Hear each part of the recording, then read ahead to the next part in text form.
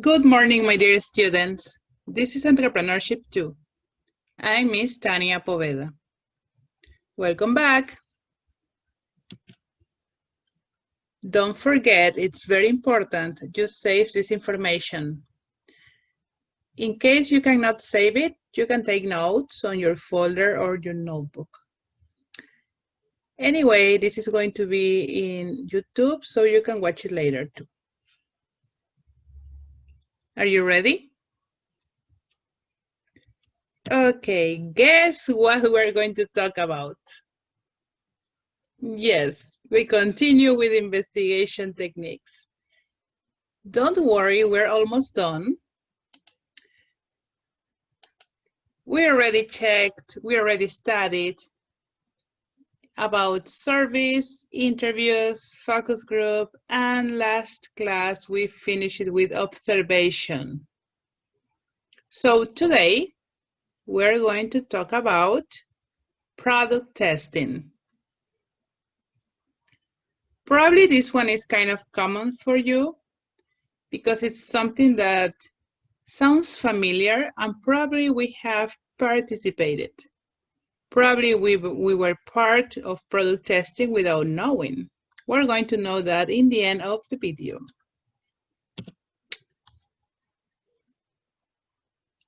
So, product testing, as the word says, is to test, to assess, or to evaluate a product.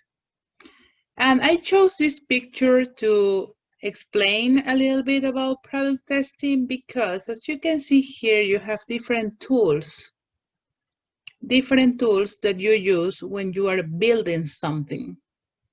So it's pretty much the same when you are testing a product because you build something.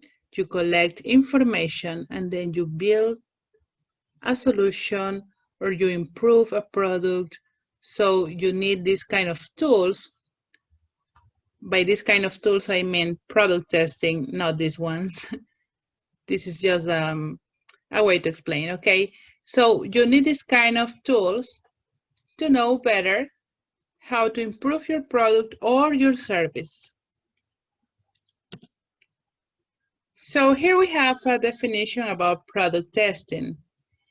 Well, as you can read here, it's a test that you do to your market or your possible market or possible clients. It's recommended to do it before you produce something, before you beginning manufacturing something. That's a recommendation. You can use different types of testing. It depends on the product, it depends on the service too. So like that, you can collect more information or more data. What I mean is, in this case, is that you cannot use the same product testing for all kind of products.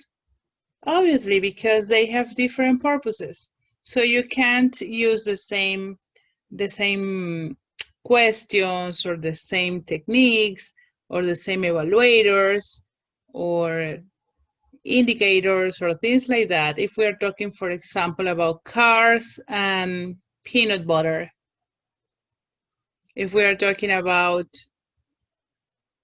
toothpaste and light bulbs. So yeah, it's different. Each test requires clear objectives, approaches, and types of modeling. This is very important, very, very important in this text, that no matter that we're talking about the same investigation technique, what is going to be important is that you consider the product. So the product is the most important thing during this testing. Got it? Okay, and here we have a picture of different products. Of course, there are a lot more than this, but I want you to see how different they are from each other. Even if we're talking about food, for example, we have salty food, sweet food, sour, If we have makeup, we have different types of makeup and other products connected to makeup. We have technology, we have clothes, etc. So you can compare how different they are and then consider what kind of product test you are going to do. Okay, here we have 4 reasons why product testing is important for manufacturers. I'm sure that you don't need too much explanation about this because it's very clear, but I'm going to explain the best I can. My favorite reason is because you can work on the quality. You can improve the quality of your product.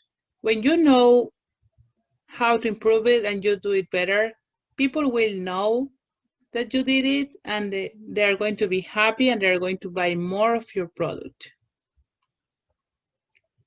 If we're talking about something maybe more technological or maybe something that needs a little bit more explanations or testing, it will give you insight into system level functions. So you can analyze if something is wrong there and then you can work on that.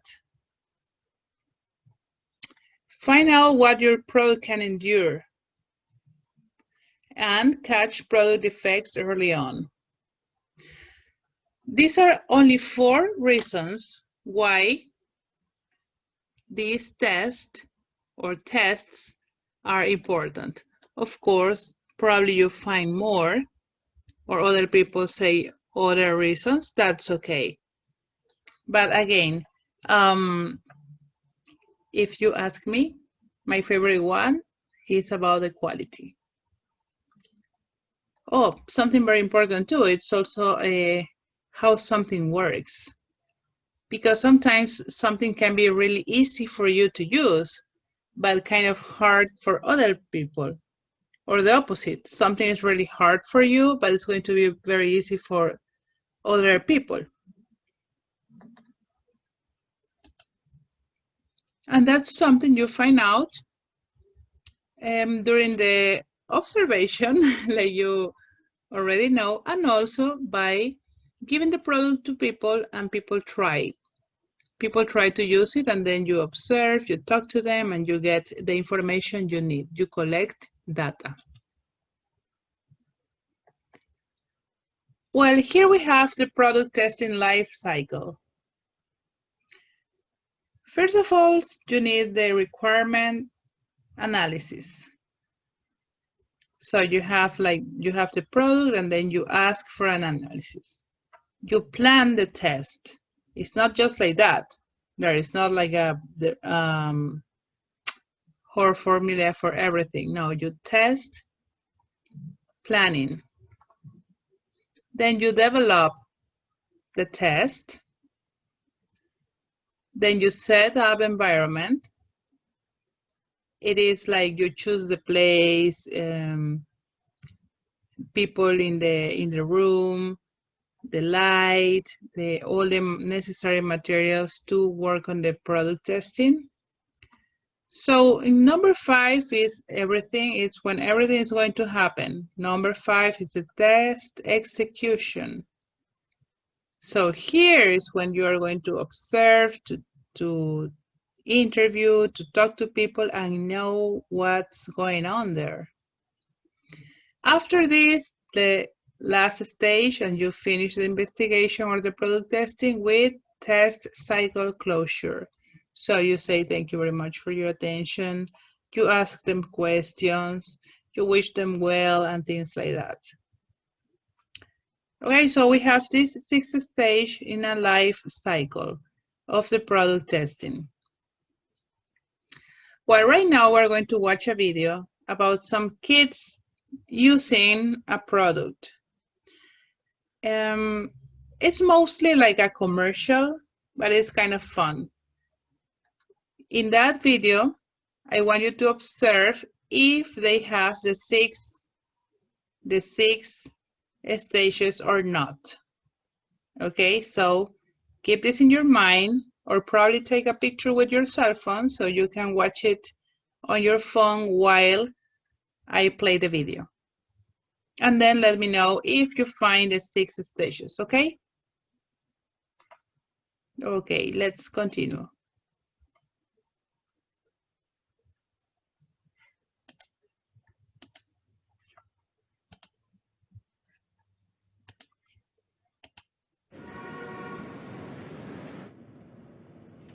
Hello, very small children.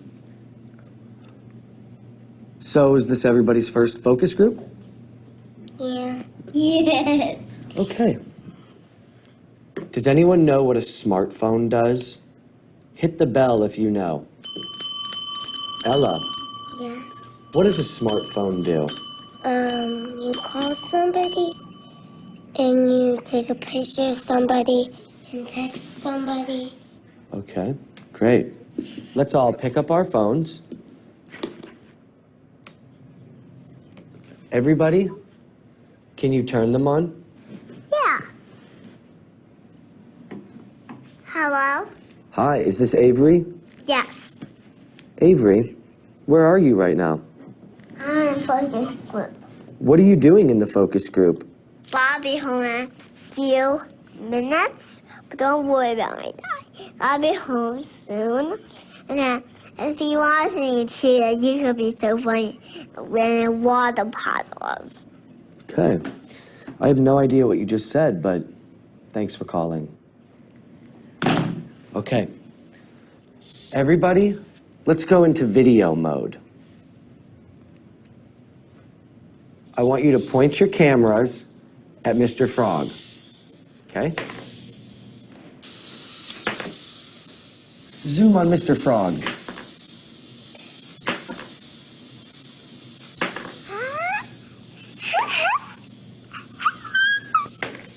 Who was able to zoom in on Mr. Frog? Hit your bell. Very nice, very nice. How do you do that? Look! This is all you have to do. Okay? How my fingers like, all I have to do like this. Then you shoot for tap. Can I have your phone? Yes. Thank you. Did I tell you you could switch phones? Okay. Well, as you could see, they were emphasizing on the brands of the cell phones. And let's go back to the presentation. So did you identify the 6 stage in this life cycle, of the life cycle in the video? Probably no, right? Because this one, 1, 2, 3, and 4 probably happened before the test, the product testing. And we didn't finish watching the video, so we didn't listen it or watch the closure. So yes, the only stage that we observed was the text execution, which is enough for this class right now. Okay, so this is what we have about our product testing research stages. Three stages: before, during, and after. So before consumption or before product testing, it's to see the initial reactions of consumer on your product, packaging, and your product. So probably, yes, we observed this on those little girls because they were looking at the cell phones and trying to play with them. Then we have preparation consumption, when consumers start consuming or using your product, for example, in this case, the cell phones, and you see the way your product is prepared and consumed and consumers' reactions. This is like the most important part, actually. And after consumption is the last stage, when consumers evaluate your product overall and you see the overall evaluations and behavior impact of this product, okay? So these 3 stages are like the summarize of the big stages we studied before. Okay, well, knowing this, finally I'm going to show you other video, which is about a profession that I never thought it exists, but it does, and probably it's going to be new for most of you. At least it was something new for me because we're used to some common professions like doctors and nurses and scientists and teachers, lawyers, sailors, traders, all kind of common professions. But this profession is new, but it's I can tell that it's something that it's impacting, causing a big effect on the marketing investigations, on marketing growing and in other areas of sales and market research. So let's watch this other video, and I hope that you enjoy it. I actually did and watched it twice because I was kind of curious about some of the things they talk about. So good luck, enjoy it, and here I'm pretty sure you're going to find those 6 stages we studied first, because those 3 other stages, like after, during, and no, before, during, and after, are kind of implicit there. Okay, so watch the video and enjoy it. Have you ever wondered, what would it be like to taste food for a living? Well, that's what these people do.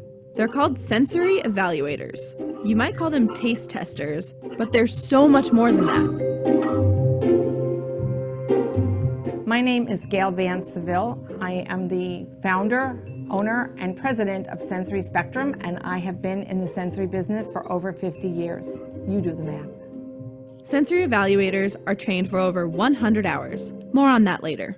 They evaluate the texture, flavor, or fragrance of a product. From toilet paper to chocolate to cheese, they test it all. Why do sensory evaluators do what they do? Very often, our job is to look at prototypes with some ingredients substituted so that we can tell the product developers, yes, you are safe making this in the place of your current product and still having the same sensory properties. There's a whole host of reasons why a product might change, like swapping out an ingredient for something cheaper or healthier. Take, for instance, Kraft mac and cheese. Remember when they changed to all natural ingredients? No preservatives or artificial dyes, but the flavor stayed exactly the same. Boom! Thank your sensory evaluators. The role of sensory evaluation is to stand next to the product developer and say, if you have a charge to make a new product, to make an improved product, to make an ingredient substitution, I am here to tell you whether or not you succeeded. Were you able to maintain the appearance, the flavor, and the texture of that product? That is my job. I stand there and say, you know what, this is very, very close, or it's spot on. I think you should move forward with it. So how would Gail describe cheese? Cheese. There's either sheep, cow, or goat dairy. So there's milk, and then there's milk fat. And then there are the fermented notes that are in the milk. So let's take cheddar cheese, which is a cow milk cheese that has milky notes, milk fat notes, nutty notes, skunky notes, sometimes fecal, or as we like to describe it, the technical term, poop. And it actually belongs there when you have farmhouse cheddar cheeses from England or Scotland or Wales or some places in Australia. You will have a fecal note that belongs there. And then you also will have potentially some fruity notes as well, and salty, sweet, sour, and bitter. And then you have all the textures, which is the hardness and the melt and the chewiness or cohesiveness and how fast it disappears in your mouth and whether or not it leaves a fatty film. To evaluate a new or altered product, they gather a panel. Each panelist is handed a sample, in this case, pasta sauce. They'll taste the sauce and evaluate its flavor, texture, and smell. Then they rate each attribute on a scale. Bitter? 0. There's an entire book of terms to describe different foods. Gail wrote it. Grassy, minerally, flinty, if you will, sweet and sour, milky notes, nutty notes, skunky notes. How do these panelists identify how salty or sweet something is? During training, they're exposed to different levels of flavor. A 2 salt is very mildly salty, while a 20 salt is closer to ocean water, and so on. Panelists learn these until they're second nature. The whole idea of being a great panelist is to never think about what you're doing. Just do it, like a hockey goalie. Just catch the puck. You're no longer mentally processing. When I taste, I literally feel like the sample goes into my mouth and then the sample tells me about itself. How has this training affected sensory evaluators in their daily lives? I'm not a normal consumer. I am not normal. I am very picky. If I'm in a restaurant where a lot of people are wearing fragrance, I will not enjoy it. So it has jaded me or poisoned me or corrupted me to being really obsessively picky about what I'm eating, where I'm eating, and when I'm eating. For better or worse, actually tasting what you eat may be a good thing. Okay, I hope that you enjoy it, because that was kind of profession that we don't know very well. I'm trying to read it again.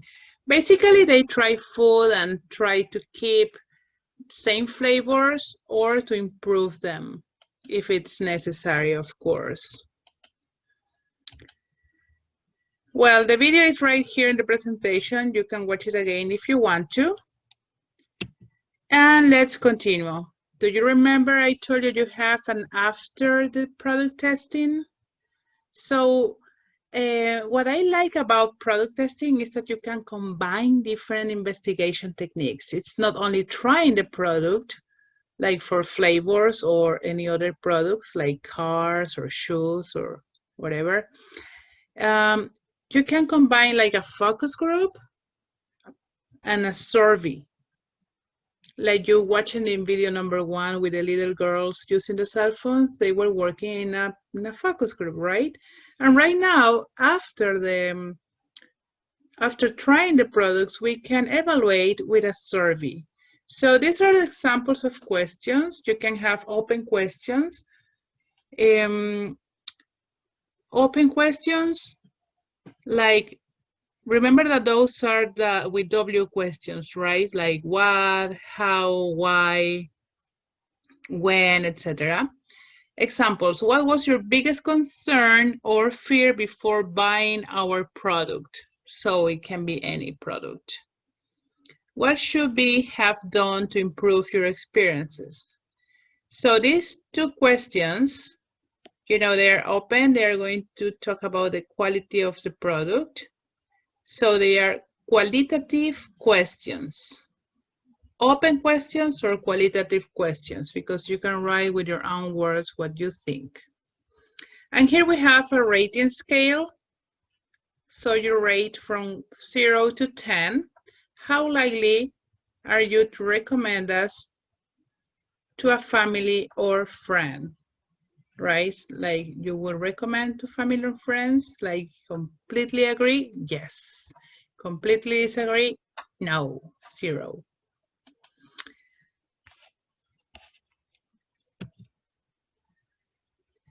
Okay, in the beginning of the video, I told you that probably you were part of a product testing and you never knew it.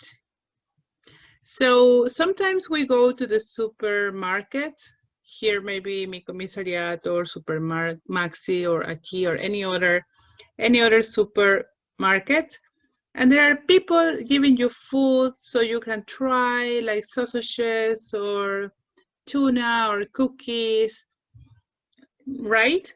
Have you ever experienced something like that? If your answer is yes, then congratulations, you were part of a product testing investigation. So here you have pictures of how they usually happen. You can see it's not only in Ecuador, it's all around the world. It's a technique that everybody can use. So that's it for today. That's all about product testing. Thank you very much for your attention. Have a wonderful day, everybody. Bye-bye.